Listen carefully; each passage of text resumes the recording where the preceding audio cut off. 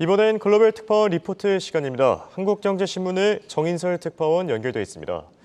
자, 이스라엘과 하마스의 충돌로 인해 글로벌 금융시장 적지 않은 타격을 받을 것이라는 시각들도 있었는데요. 의외로 안정적인 흐름 보여주고 있습니다.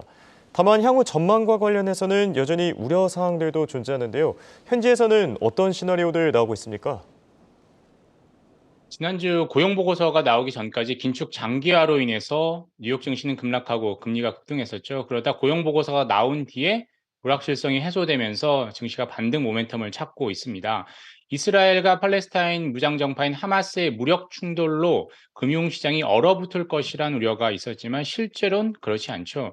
긴축 장기화에 대한 우려가 좀 잦아들면서 이번 주부터는 금융시장이 안정을 찾고 있습니다. 간밤에도 뉴욕 증시는 오르고 금리는 떨어졌습니다. 전쟁이 고용 보고서보다 시장에 주는 영향력이 작다라는 얘기까지 나오고 있습니다. 다만 국제 유가는 전쟁 전후로 보면 오르고 있습니다. 근데 그 폭은 크지 않죠. 전쟁 후에 4% 남짓 올랐는데요. 10일엔 약보합세를 보였고요. 아직까지 이스라엘과 하마스의 무력 충돌 정도로 시장은 보고 큰 리스크로는 보지 않고인 것 같습니다. 역대 중동의 정세, 중동의 어떤 소요 사태가 증시에 미치는 영향은 제한적이었습니다. 이번에도 시장은 그렇게 예상을 하고 있습니다. 하지만 현재의 무력 충돌이 전면전으로 확전된다면 상황은 좀 달라지겠죠. 지금은 이스라엘과 하마스의 무력 충돌 정도로 보고 있습니다. 하마스보다 몇 배 강한 이슬람교 시아파 무장 조직은 헤즈볼라까지 참전한다라면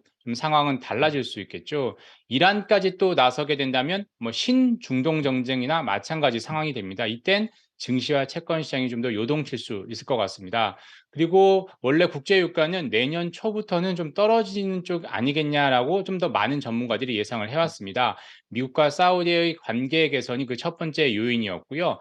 이란과 베네수엘라, 가이아나 같은 새로운 원유 공급과가 많이 나올 것으로 그렇게 봤습니다. 하지만 이란이 현 상황대로 나간다라고 한다면 미국이나 국제사회에서 고립을 면하기는 힘들 것 같습니다. 이란이 미국 등과 좀 대립각을 보이면 제재 면제나 제재 완화를 기대할 수 없겠죠. 그래서 국제 원유 시장에 미치는 영향은 상당히 좋지 않을 수 있다 이렇게 볼 수 있습니다. 유가 강세로 인해서 인플레가 계속 불안하다라고 하면 시중금리도 기준금리도 잘 떨어지지 않겠죠. 전체적으로 보면 아직은 시장은 전쟁보다 고금리, 긴축 장기화에 대해 더 예민하게 반응을 하고 있습니다. 앞으로 인플레가 어떻게 되느냐, 긴축이 얼마나 오래 가느냐가 여전히 중요한 변수로 작용할 전망입니다.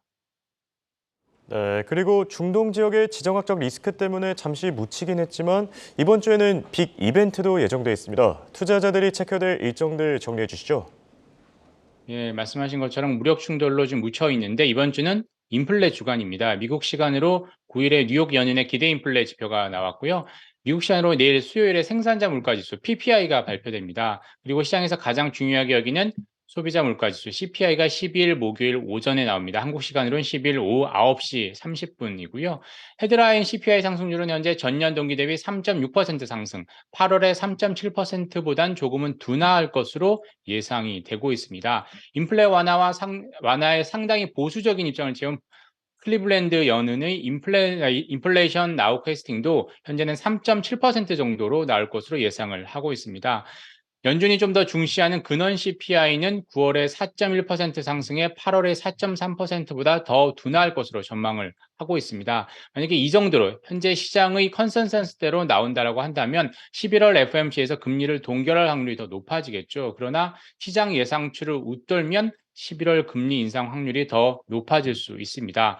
그리고 다음 날에는 미시건대 기대 인플레 지수도 공개됩니다. 결국 긴축 장기화를 막을 수 있는 건 인플레, 경제 지표인데요. CPI가 예상에 부합하거나 그보다 낮게 나온다라고 한다면 시장은 안도랠리를 할 가능성이 큽니다. 그리고 이번 주는 많은 공식적인 발언이 오가는 시간입니다. IMF 월드뱅크가 모로코에서 연차총회를 열고 있고요. 이 자리에서 인플레이션과 금리, 성장률, 그리고 전쟁, 중동 정세에 대한 여러 얘기가 쏟아질 전망입니다. 이스라엘 하마스 무력 충돌이 세계 금융시장과 실물 경제에 어떤 영향을 끼치는 그 부분에서 어떻게 전망하는지가 주목이 될 것 같습니다.